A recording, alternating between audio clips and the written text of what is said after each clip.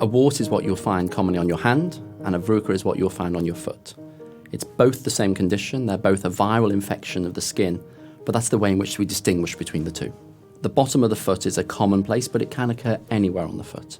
What you're looking out for is sometimes a small, discoloured patch of skin, sometimes it's slightly whiter and sometimes slightly thicker, but what you may also see is small little black dots in the middle, and that can be very indicative of a verruca. Sometimes it's difficult to distinguish between hard skin and verruca, and one simple way is that if you press down on it and it's a little bit more tender than if you pinch it, it's more likely to be a verruca, and it's more painful when you press directly, it's more likely to be hard skin.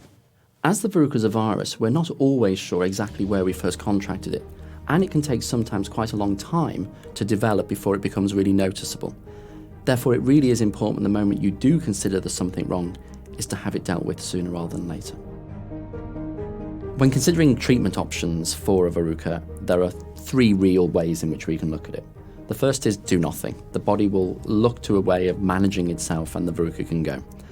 If that is something that's not happening or you're concerned that it's spreading and becoming painful, then the use of over-the-counter preparations that you can get from a chemist is something that is the next step that you may want to employ.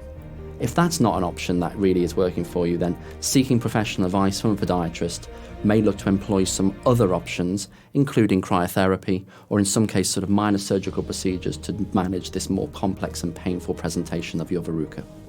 I've often been asked, how do you prevent or stop yourself getting a verruca? And the challenge is it's really difficult because we're not very clear exactly how and where we always contract it. But if you know you're going to areas where you're going to be exposed at risk, so in public changing rooms, so swimming baths, some people in the past have worn things like verruca socks, or in the changing room using flip-flops, what you do is you're just removing and separating yourself from those surfaces where you may pick them up. Although this is not always a guarantee, it's certainly something you could consider.